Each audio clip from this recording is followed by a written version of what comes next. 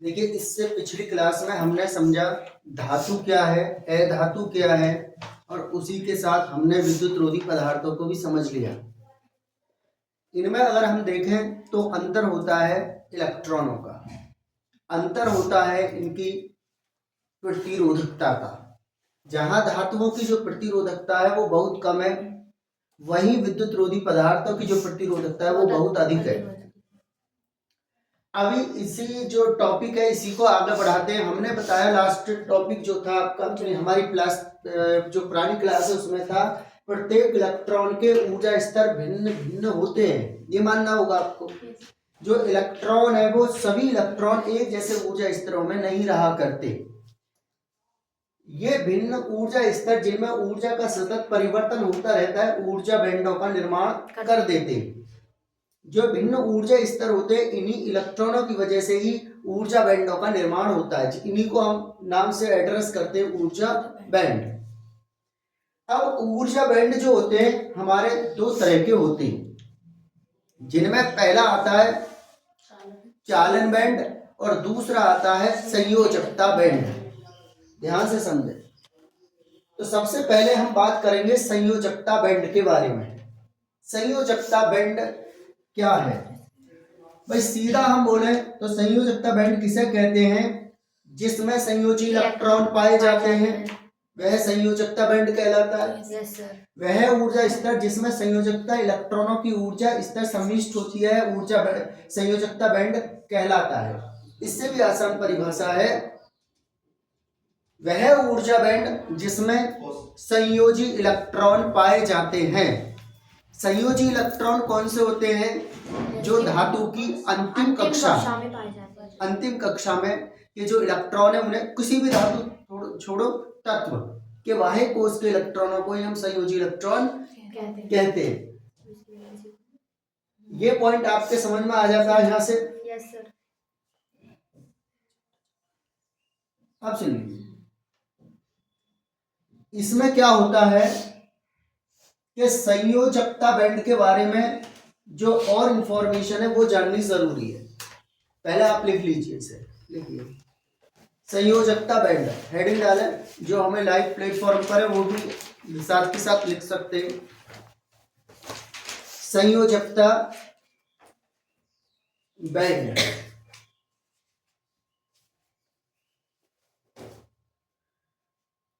संयोजकता band वह ऊर्जा स्तर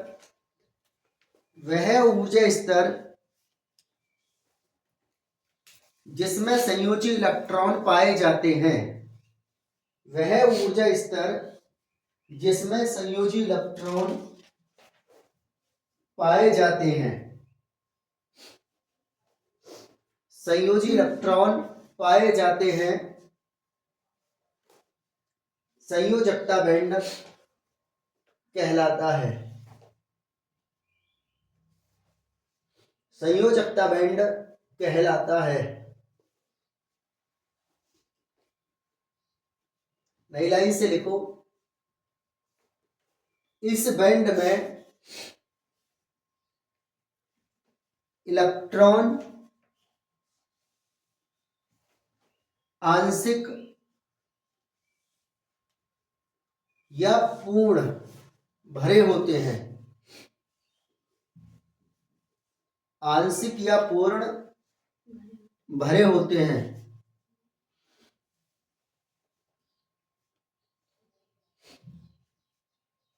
यह बैंड कभी भी इलेक्ट्रॉनों से खाली नहीं होता। यह बैंड कभी भी इलेक्ट्रॉनों से खाली नहीं होता।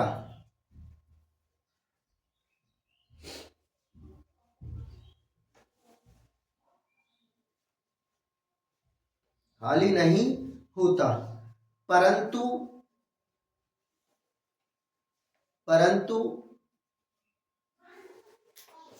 इस बैंड के इलेक्ट्रॉन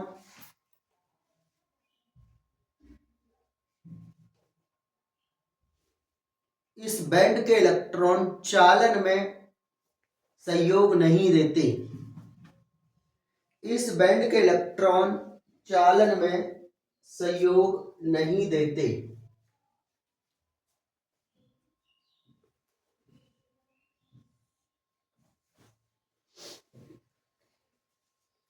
अब हमने कुछ और इसमें चीजें बताई। हमने तुमसे अभी बताया कि जो हमारा संयोजकता बैंड होगा उसमें संयोजी इलेक्ट्रॉन तो पाए जाएंगे, परंतु धारा के बहाने में इनका कोई भी संयोग नहीं है। कोई भी संयोग, बहुत डीप डिटेल में है ये। भाई संयोजकता बैंड क्या है?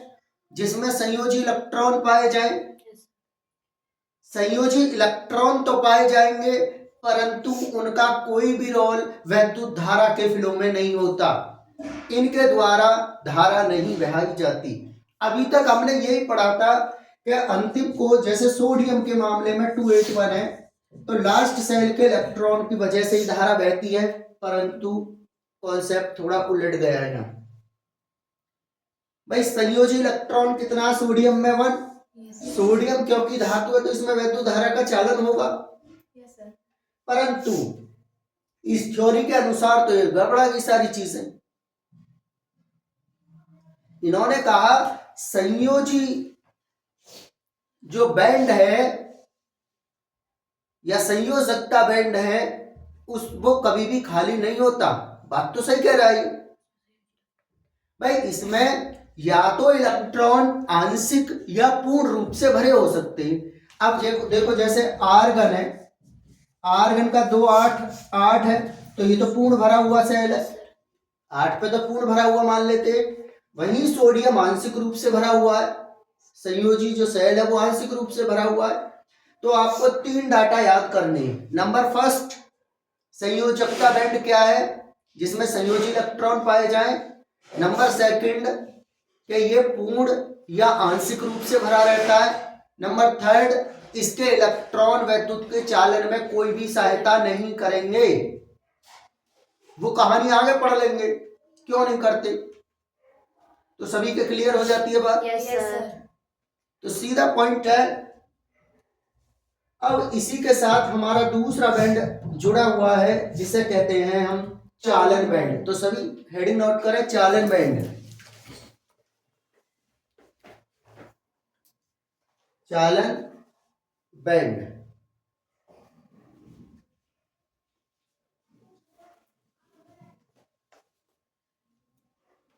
लिखा?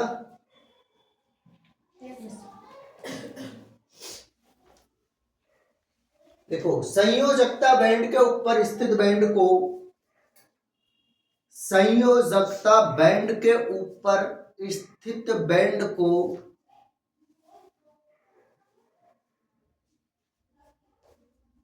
संयोजकता बैंड के ऊपर स्थित बैंड को चालन बैंड कहते हैं।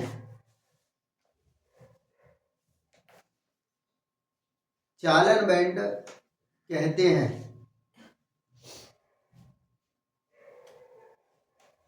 स्थित बैंड को चालन बैंड कहते हैं। 0 केल्विन ताप पर, 0 केल्विन ताप पर, 0 केल्विन ताप पर इसमें कोई इलेक्ट्रॉन नहीं पाया जाता। 0 केल्विन ताप पर इसमें कोई इलेक्ट्रॉन नहीं पाया जाता।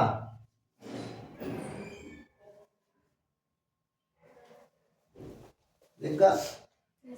कक्ष ताप पर, कक्ष ताप पर, कक्ष ताप पर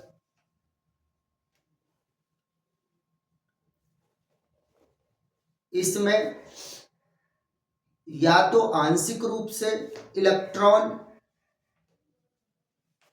पाए जाते हैं, या तो आंशिक रूप से इलेक्ट्रॉन पाए जाते हैं, आंशिक रूप से इलेक्ट्रॉन पाए जाते हैं, या यह बिल्कुल खाली होता है, या यह बिल्कुल खाली होता है। अच्छी लाइट की वजह से ना आया होगा, रियल लाइफ जा रहे हैं, रिकॉर्डेड है ये, बाद में देख ले। तो चालन बैंड क्लियर हो जाता है। मैंने तुम्हें फुल डाटा के साथ इसको पढ़ा रहा हूं भाई। हमारे जो इस समय कॉन्सेप्ट के अंदर है चीजें, उन्हें समझना है भाई। चालन बैंड हमारा ये है, सबको पता है क्या है ये चालन बैंड। चालन बैंड की जो विशेषता है कि ये संयोजकता बैंड से ठीक ऊपर होगा, ठीक है जी। इसमें 0 केल्विन तापमान पर कोई भी इलेक्ट्रॉन नहीं पाया जाएगा, 0 केल्विन तापमान। परंतु जैसे ही कक्ष तापमान हुआ, जैसे अब सर ये ऊपर कैसे हो जाएगा, इसमें तो ऊर्जा अंतराल में तो आ रहा है। अभी तो तुम और पढ़ोगे ना ऊर्जा बैंडों को, अभी और डिटेल समझोगे, अंतराल बाद की चीज है। तो इसमें क्या होता है कि जैसे ही कक्ष तापमान आता है, कक्ष कितना तापमान 25 से 28, 26, 27, 28 तक मानते हैं कक्ष तापमान भाई। 0 केल्विन का मतलब 0 डिग्री सेल्सियस नहीं होता, माइनस है या प्लस है ना भाई। केल्विन से डिग्री सेल्सियस में जाने के लिए माइनस जाना पड़ेगा, तो -273 पे तो नहीं होगा। जैसे ही कक्ष तापमान पर हम लौट आते हैं तो इसमें या तो इलेक्ट्रॉन बिल्कुल खाली होगा ये चालन बैंड, या इसमें पार्शली इक्का दुक्का 2-4 इलेक्ट्रॉन पाए जाते हैं। इन इलेक्ट्रॉनों का ही वैद्युत चालन में योगदान है। जो इलेक्ट्रॉन इसमें से निकलकर इसमें एंट्री कर जाएगा, उसकी वजह से विद्युत धारा बहती है। अगर तुम्हारे पास धातु है, अगर धातु तुमने 0 केल्विन पर रखी हुई है तो उसमें भी चालन नहीं होता, याद रखना ये बात। जैसे ही तुमने इसको थोड़ी ऊर्जा दी, तापमान बढ़ा, तापमान बढ़ने पर इलेक्ट्रॉन संयोजकता बैंड को जंप करेंगे और किस में आ जाएंगे चालन बैंड में, और चालन बैंड में आने पर विद्युत का प्रवाह करेंगे। ये समझ में आया? Yes sir. भाई संयोजित होते तो इलेक्ट्रॉन संयोजित को इसके लिए, परंतु ऊर्जा का स्तर उनका बढ़ जाता है, ऊपर जाता है। जैसे ही ऊपर जाएगा तुरंत विद्युत धारा का चालन होना स्टार्ट हो जाता है। क्लियर आ रही है बात समझ? तो 2 बातें अभी तुमने पढ़ ली बड़े आराम से, संयोजकता बैंड के बारे में और प्लस चालन बैंड के बारे में, ठीक है। इनमें किसी को कोई डाउट हो तो जरूर डिस्कशन कर ले। एक चीज और लिखवा देते, उसके बाद इनके ऊर्जा स्तर बता देते। ऊर्जा बैंड अंतराल हेडिंग डालेंगे अब सभी। ऊर्जा band gap, energy band gap के नाम से भी जानते हैं।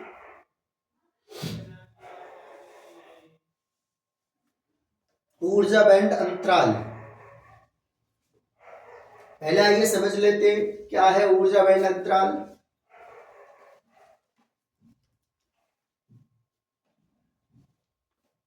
देखिए,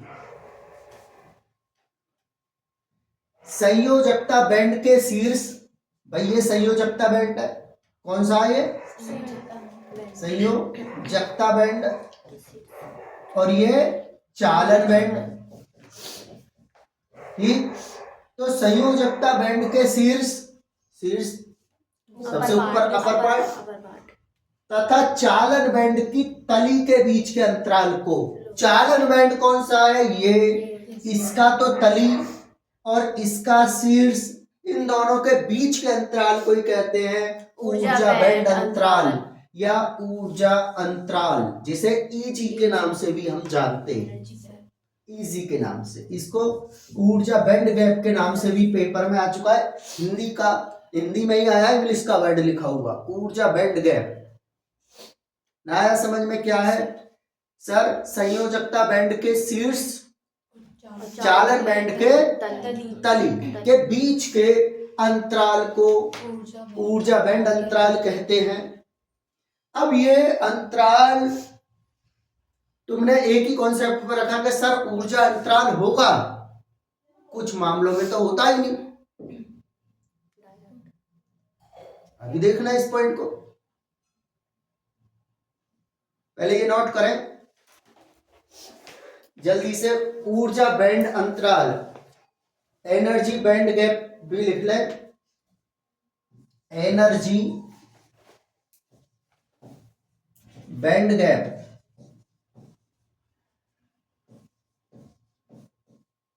एनर्जी बैंड गैप।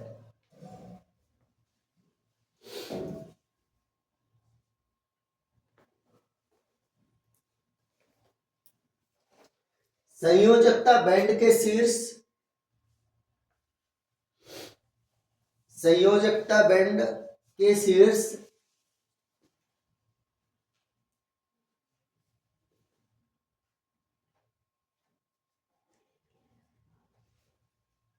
तथा चालन बैंड के तली के बीच के अंतराल को, यहां से देख सकते हो, चालन बैंड की तली के बीच के अंतराल को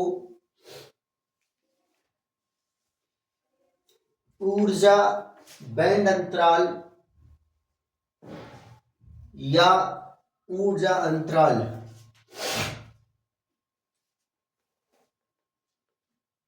ऊर्जा अंतराल कहते हैं।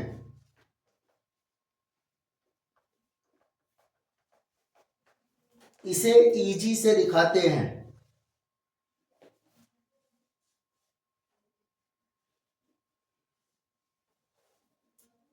इसे ईजी से दिखाते हैं।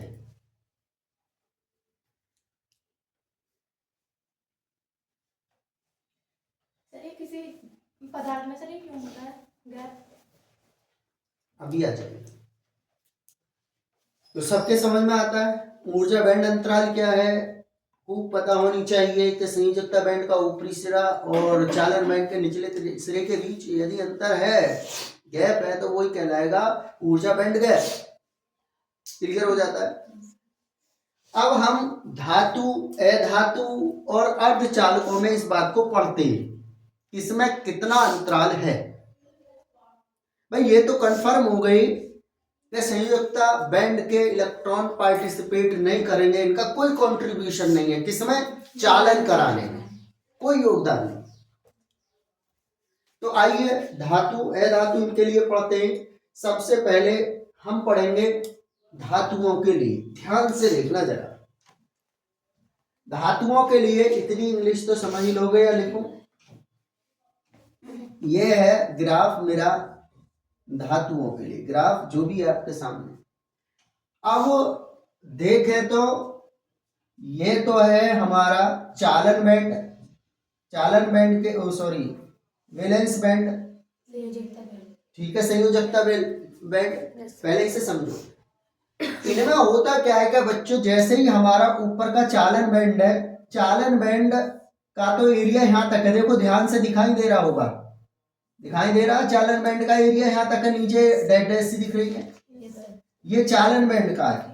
अगर हम देखें साथ ही संयोजकता बैंड, उसका एरिया यहाँ तक है, तो ये एक दूसरे पर अति व्यापन कर रहे हैं। ये बैंड तो जैसे मान के चलो, ये चालन बैंड और ये क्या है, संयोजकता बैंड।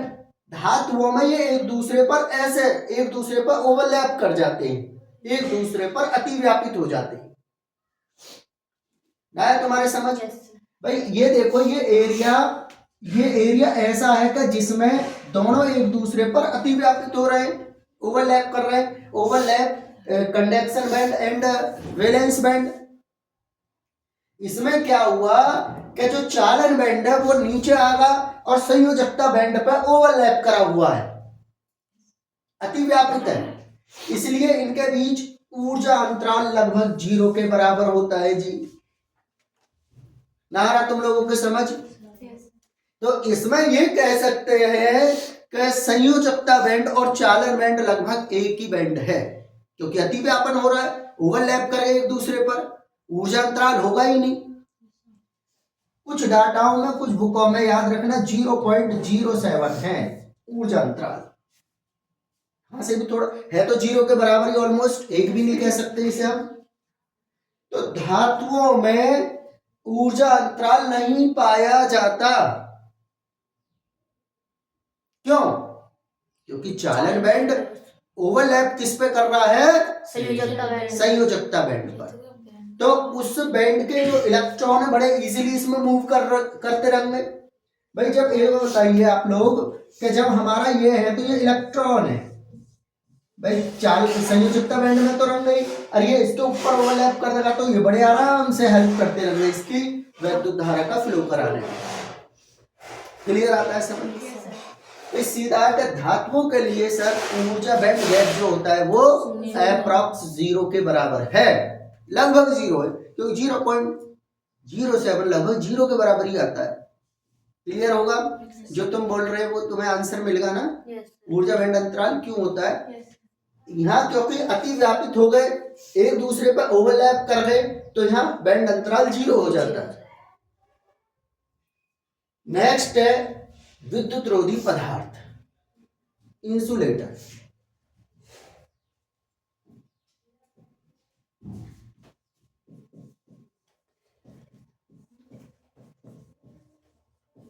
विद्युत रोधी, जो विद्युत रोधी होते हैं इसका संयोजकता बैंड, जिसे उसके एनर्जी को हम ईवी से दिखा रहे हैं, चालन बैंड ये है, ये कौन सा?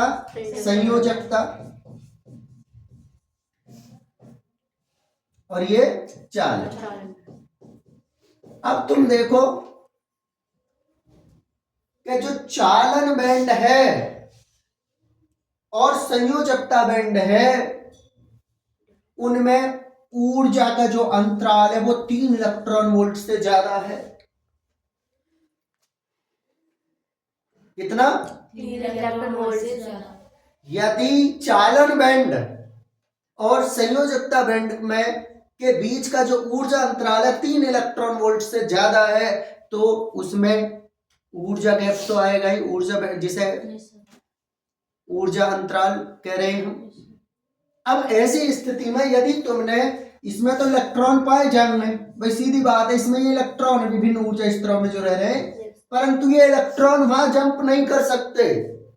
तुम ताप बढ़ा भी दोगे तो इतना आसान नहीं होगा, क्योंकि ऊर्जा अंतराल बहुत ज्यादा है, 3 इलेक्ट्रॉन वोल्ट बहुत ज्यादा वैल्यू है। भाई जंप करके हल्का फुल्का जब यहां तक कैसे पहुंचे? भाई एक बुजुर्ग आदमी को तुम रिवाइटल का कैप्सूल खिलाकर सोचोगे ये बम्बई तक पैदल चला जाए तो ये तो संभव ना है। भाई उसे थोड़ा बहुत खेतों पे चला जाएगा, पास में ही कहीं पड़ोसी नेबर के यहाँ चला जाएगा, ये थोड़ी ना कि तुम मुर्दे में जान डाल दोगे, नहीं हो पाएगा भाई संभव।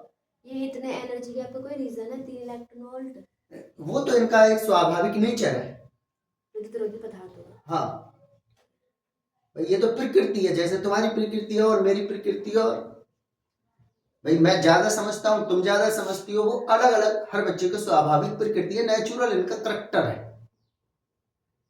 ये अब क्योंकि हम एग्जैक्ट 3 भी नहीं बोल सकते, क्योंकि कुछ किसी में बहुत ज्यादा होगा, है ना।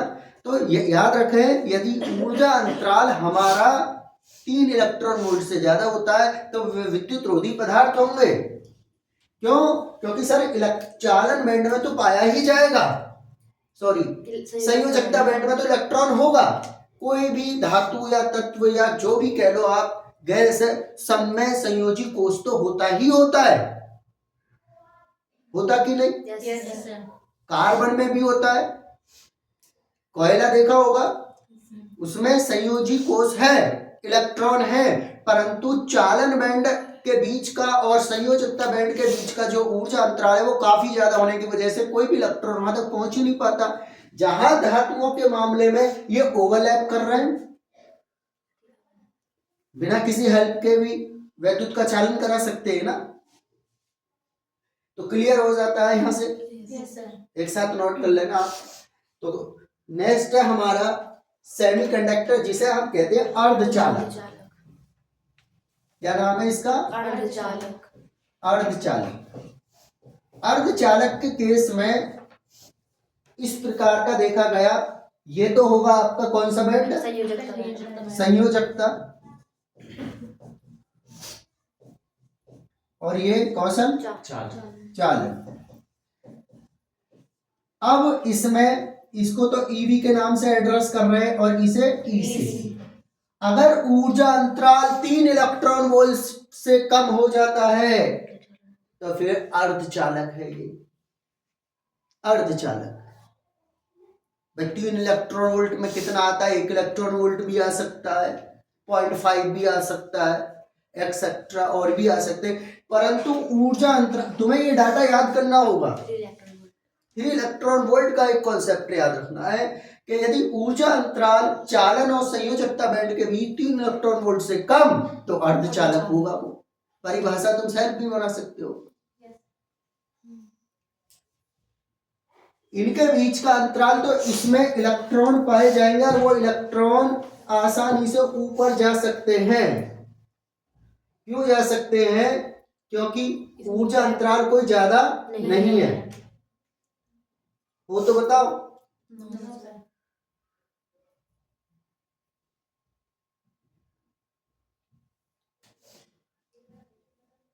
दो डायग्राम और दिखा रहा हूं जिससे को आपको क्लियरिटी आएगी। 0 केल्विन ताप पर इलेक्ट्रॉन इसमें नहीं होते, ये बता चुके हैं।